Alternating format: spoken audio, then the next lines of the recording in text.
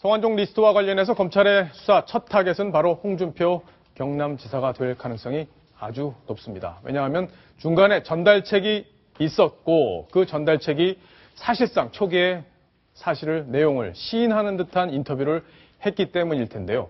먼저 검찰 조사에 대해서 홍 지사가 오늘 입장을 밝혔습니다. 그 목소리를 한번 들어보시겠습니다. 수사를 받아야 할 일이 있다면 수사를 받아야 되겠죠. 검찰에서 연락을 온 일이 없습니다. 검찰에서 불려갈 일이 있으면 불려가야죠. 이런 식으로 언론 재판을 해버리면 그거 참 모양이 안 좋습니다. 구체적인 사실에 대해서는 그건 수사와 재판으로 해야지. 홍 지사가 마음이 답답해 보이는데 일단 검찰의 1번 타겟 피할 수 없는 거죠? 어떻습니까? 하종대 부국장. 일단 그 수사팀에서는 현재 수사 자료를 넘겨받아서 검토를 하고 있다고 그랬거든요. 그런데 홍준표 경남지사가 가장 첫 번째 수사 타깃이 될 것인지 이 부분과 관련해서는 명확하게 얘기는 안 했습니다. 그러나 다른 사람하고 달리 8명 중에서 전달자가 분명히 있거든요. 그리고 전달자가 그거를 전달했다라고 얘기를 하고 있는 상황이고 그것이 홍준표 지사는 처음에는 아무래도 전달이 제대로 안 돼가지고 중간에 좀 센 거 아니냐 이렇게 얘기를 했다가 배달 사고 가능성을 언급했었죠. 배달 사고 가능성을 얘기를 했죠. 그러다가 오늘 같은 경우에는 그렇게 얘기를 안 했죠. 서로 말을 바꿨습니다. 그리고 오히려 전달자에 대해서도 상당히 자기의 선거에 도움을 준 사람이라고 하면서 우호적인 입장을 취했거든요. 이런 것들은 어떻게 보면 홍준표 지사가 그 전달자한테 무언의 암시를 주는 거예요. 나를 위해서 좀 유리하게 진술을 해달라 하는 그런 무언의 암시를 주는 행위거든요. 자, 그런 그러면 거 보면은 무언의 암시만 줬을까요? 아니면 실제로 전화 통화를 해서 왜냐면 친분이 있으니까 야, 나한테 그렇게 불리하게 좀 하지 마. 좀 나를 좀 도와줘야 되는 거 아니야? 이렇게 전화를 서로 주고받았을 가능성도 있지 않습니까? 그럴 가능성은 있지만 그러나 제가 그런 얘기를 전화를 했다는 얘기는 전혀 들은 바가 없습니다. 그러니까 오히려 그리고 지금 현재 상당히 민감한 시기이기 때문에 전화를 한다는 것 자체가 오히려 의혹을 더 부풀릴 가능성이 있거든요. 그래서 기록에 남을 수 있죠. 직접 전화를 했다는 것 자체가 자기가 뭔가 꺼리는 부분이 의심되는 부분이 있기 때문에 하는 거거든요. 그런 측면에서 홍준표 지사 같은 경우에는 검찰 내부에서도 상당히 둘 중에 하나는 만약에 중간 전달자가 자신이 그냥 배달 사고를 내고 가져갔다면 그 사람이 횡령 혐의로 처벌을 받게 되는 거고요. 그리고 만약에 홍준표 지사가 받았다면은 그게 2011년 6월 사건이지 않습니까? 정치자금법 위반 공소시효가 7년이기 때문에 정치자금법 위반이 되기 때문에 상당히 홍준표 지사로서는 지금 난감한 그런 처지에 놓이게 됐다. 이렇게 얘기할 수 있습니다. 자, 이중재 변호사가 검사라면 지금 저 상황에서 홍준표 지사의 유죄를 입증하는 게 어렵습니까? 쉽습니까? 지금 다른 사안에 비해서는 지금 이름이 거론된, 맹호죄에 거론된 8명 중에 상대적으로 가장 쉬울 것 같습니다. 쉬울 것 같다? 지금 말씀하신 대로 지금 돈의 전달자가 있고 두 사람 사이에 이루어진 일 같으면은 한 사람은 부인하고 한 사람은 내가 줬다고 하는데 그 줬다고 하는 사람이 정작 사망한 상황에서 더 이상 수사가 진척되기 어려울 것 같은데 지금은 돈을 전달했다는 사람이 마치 그런 일이 있던 것처럼 지금 그런 뉘앙스로 이미 했단 말이에요. 그 검찰로서는 상대적으로 가장 쉬운 수사고 그다음에 검찰로서는 지금 국민적 기대가 워낙 크기 때문에 공소시효가 남아있고 상대적으로 손쉬운 수사부터 하는 게 좋을 거라고 판단했을 거고 그 점에서는 홍준표 전 지사가 제1호 대상이 된 것이 아닌가. 그리고 이제 아무래도 정치적으로 권력 실세로 친박 핵심이다 이런 얘기가 나오는 분은 아니기 때문에 어쨌든 국민의 의혹도 집중이 돼 있는 사건이고 그러면 만약에 어떻습니까? 이럴 경우에는 어떻게 볼 수 있을까요? 만약에 그분을 이제 소환 조사를 할 거 아닙니까? 전달했다는 분을. 그러면 줬다고 진술을 해요. 예를 들어. 그러면 그 진술 하나만으로도 유죄 입증이 가능한가요? 아니면 다른 증거가 또 필요한 건가요? 여러 가지를 물어볼 겁니다. 돈을 전달한 장소, 액수, 시간, 그다음에 어디서 인출을 했는지 이런 것들을 종합적으로 고려를 해서 전달한 사람의 말이 합리적이라고 판단하면은 검찰에서는 그 말을 진실로 믿고 그걸 전제로 수사를 전개해 나갈 겁니다. 그러니까 진술만으로도 가능하다 이런 건데 적어도 그것이 직접적으로 만약에 직접적으로 전달이 됐다면 뭐 그냥 바로 그게 확인된다면 유죄가 쉽게 입증이 되겠지만은 만약에 그러지 않고 직접적으로 전달이 안 될 수도 있지 않습니까? 캠프로 전달이 될 수도 있잖아요. 제3자가 또 있을 수 있는 그런 가능성. 경우에는 또 사후에 홍준표 지사가 그런 사실을 잘 알고 있었는지 그리고 그런 거에 대해 감사를 표시했는지 이런 것들이 추가로 수사가 돼야만 유죄가 입증될 수 있다고 하겠죠. 예.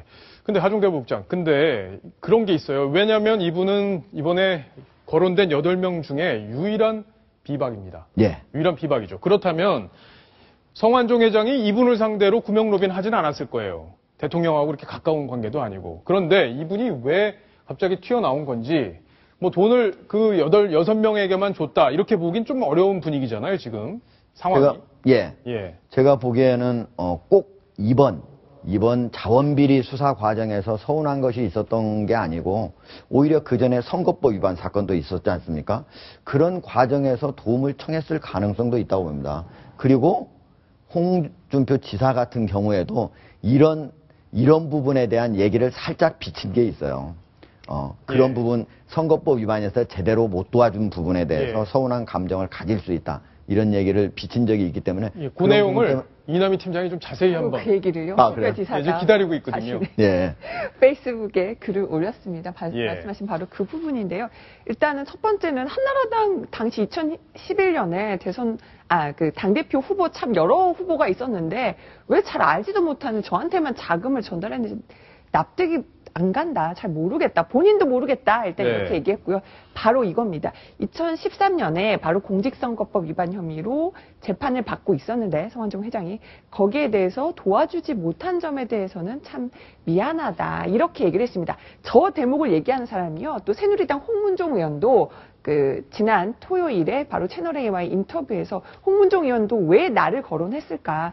그 당시에 성완종 당시 그 의원이 나에게도 그 선거법 위반 혐의 좀 잘 구명해달라고 요청을 했었는데 도와주지 못한 게 서운했던 것 같다. 이런 얘기를 홍 의원도 하기도 했었습니다. 박성원 논설위원. 뭐 홍준표 지사가 검찰 출신이기도 하고 그래서 선거법 관련해서 검찰이 뭐 예를 들어 좀 과하게 혐의 적용을 한다. 그러면 홍 지사가 전화해서 무슨 검사님 뭐 이렇게 좀 도와주십시오라고 얘기할 수 있는 건데 안 했다는 그런 취지의 내용인가요? 어떻습니까? 성완종 회장은 적어도 그런 생각을 가졌던 것 같습니다. 홍준표 하면 우리가 잘 알듯이 그 모래시계 검사에 빛나는 정말 검찰의 그 수사통이었고 그리고 또 이제 2011년에 본인의 도움을 받아서 어떤 당 대표가 어떤 자금 지원을 받아서 당 대표가 됐다고 본인은 엄청나게 본인의 은혜를 입은 사람이라고 생각하고 있잖아요. 게다가 사실 홍준표 의원도 과거 선거법으로 의원직이 상실됐던 과거 아픈 또 기억이 있습니다. 16대 때인가 그렇죠. 송파에서. 그렇기 때문에 적어도 홍준표가 2013년 내가 정말 천신만고 끝에 10여 년의 각고의 노력 끝에 어렵게 2012년에 거머쥔 금배지를 떨어지지 않게 하는데 어쨌든 그 홍준표는 분명히 도움을 줄 수 있을 텐데 그에 상하는 만큼을 안 했다. 이런 생각을 갖고 있는 거 아닌가 싶습니다. 그렇죠. 그러니까 결과적으로 본인이 돈을 줬다고 주장을 하기 때문에 본인이 망자가 그렇기 때문에 돈은 나는 줬는데 그래도 좀 도와줬으면 좋았을 텐데 안 도와줬다. 뭐 이런 생각을 갖는 건 아닌가 싶은데 자, 성완종 회장이 자살 직전에 경향신문 기자와 통화를 하면서 홍준표 지사에 관한 부분 언급한 내용을 한번 들어보시면서 왜 그랬을까 한번 유추를 해보시면 좋을 것 같습니다. 목소리 한번 들어보시겠습니다.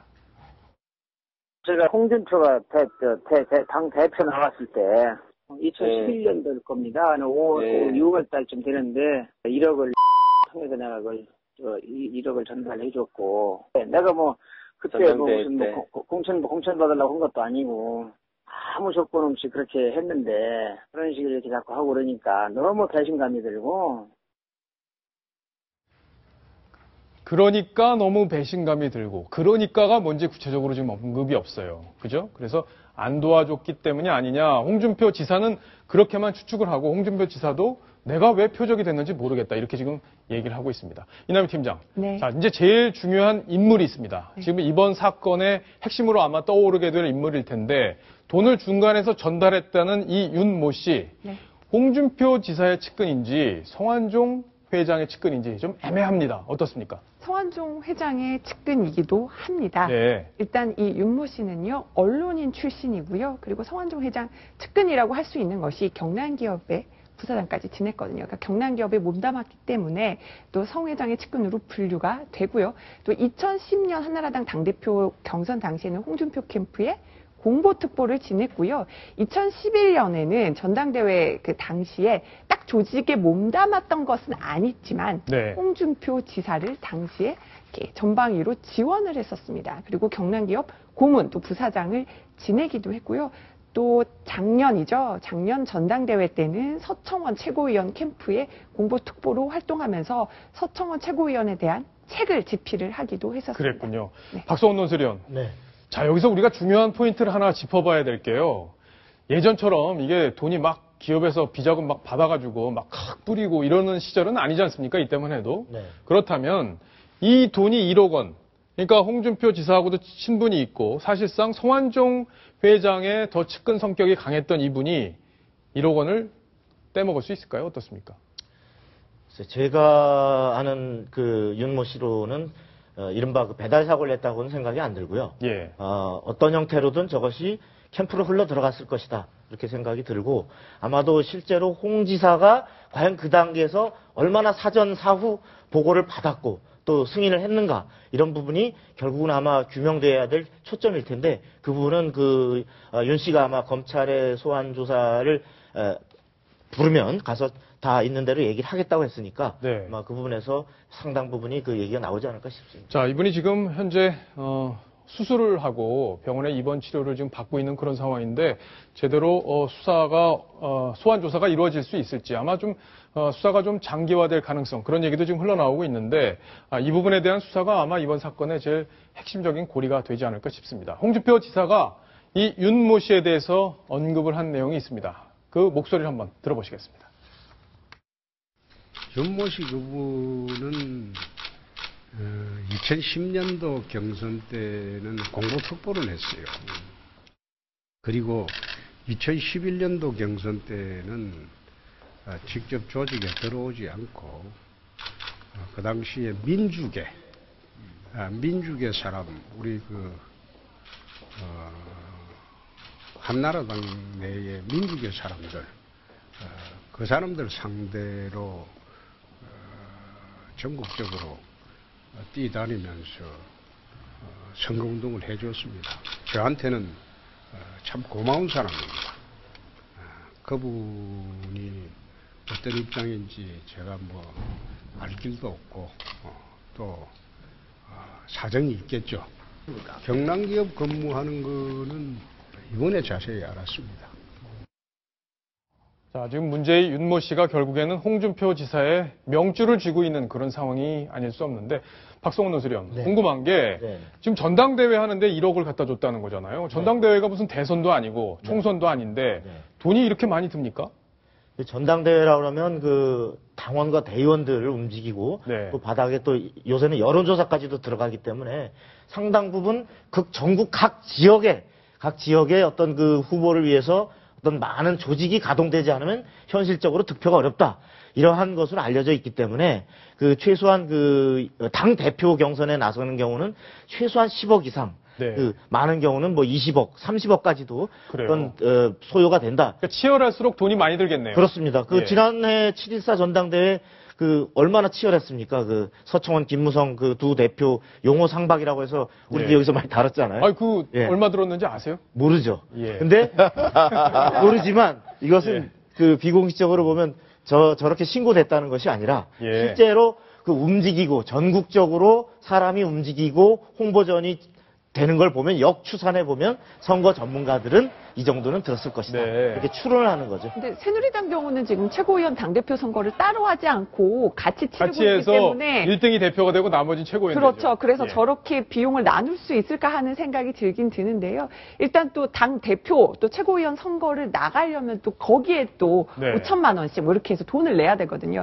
선거 치르는데도 비용이 들기 때문에 야당에서도 저만큼은 아니지만 정말 억 단위 돈이 든다. 이렇게 얘기들을 공공연히 하고 있습니다. 자, 이중재 변호사께 제가 짧게 여쭙겠습니다. 짧게만 여쭤서 죄송한데. 자, 그러면 궁금한 게 홍준표 지사는 당대표 선거에 나갔을 때 만약에 돈을 받긴 받았는데 자기가 모르는 사이 캠프로 돈이 들어왔어요. 그러면 홍준표 지사에게도 책임이 있습니까? 없습니까?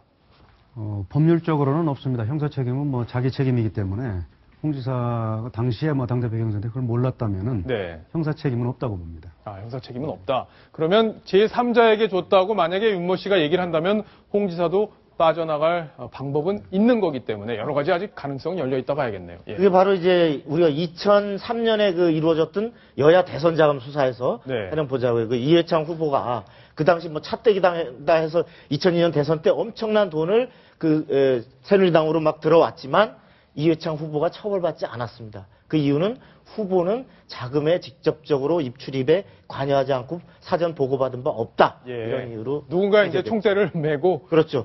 이제 그래서 밑에서 뭐 줄줄이 알아서 그때 엄청나게 처벌을 받았죠. 홍준표 지사 오늘 출근길에 기자들 만나는 표정 아까 보셨을 텐데 평소 홍 지사의 표정과 좀 달라 보입니다. 힘이 좀 빠져 있는 그런 모습인데 과거에 저격수로 이름을 날렸던 분이죠. 과거에 어떻게 여당을 공격했었는지 야당 의원 시절로 한번 가보시겠습니다. 노무현 대통령을 둘러싼 검찰의 부패 수사는 성역 없이 진행이 되어 있습니다. 대통령 재임 중에 돈을 받았거나 퇴임 후에 돈을 받았거나 대통령과 관계된 돈은 모두 포괄적 수뢰죄입니다. 노무현 대통령을 둘러싼 추악한 이 뒷거래는 명백히 국민 앞에 밝혀져서 진보 정권의 지난 10년간 대국민 사기극 그것을 이제는 밝혀야 합니다. 자, 박성훈 논설위원. 지금 포괄적 수뢰죄다 이런 주장을 과거에 본인이 했던 적이 있네요, 보니까. 네네. 또 어떤 의미인가요? 뭐 우리가 잘 아시다시피 포괄적 수뢰죄, 포괄적 뇌물죄를 하면 그 이른바 뇌물의 성립의 중요한 요건이 대가성 아닙니까? 대가성은 본인의 직무에 관한 것을 해주겠다라는 대가로 받는 것인데 일국의 대통령이다 하면 사실은 모든 분야에 대해서 다 어떤 직권을 직무가 연결된다. 연결이 되기 때문에 대통령이 돈을 받으면 대가를 따지지 않더라도 모든 그 자체가 이른바 포괄적 뇌물죄가 성립한다. 이런 이제 법리인데 바로 그 노무현 대통령 주변으로 흘러들은 당시의 자금들은 바로 노무현 대통령이 어떤 그 대가를 약속했느냐에 상관없이 바로 그 자체가 수뢰죄가 성립한다. 이런 논지로 공격을 했던 거죠. 그렇군요. 그렇다면 저런 논리가 본인에게도 적용될 수 있는 가능성 이런 것들이 열려 있지 않을까 싶은데 자, 홍 지사에 대한 수사, 검찰 수사가 언제부터 본격화될지 관심이 아주 높아지고 있습니다. 관련 소식 저희가 아주 면밀하게 계속 챙겨드리겠습니다.